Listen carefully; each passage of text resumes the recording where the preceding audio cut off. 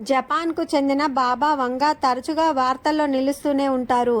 ఆమె అంచనాలు చాలా వరకు జపాన్లో నిజమయ్యాయని నమ్ముతారు.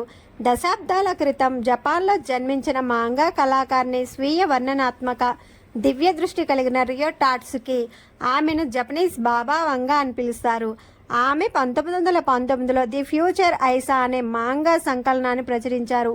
ఈ పుస్తకం ఆమె కళల ప్రతిబింబాలను ఒక ఆసక్తికరమైన రహస్యంతో కలిపి ఉంది.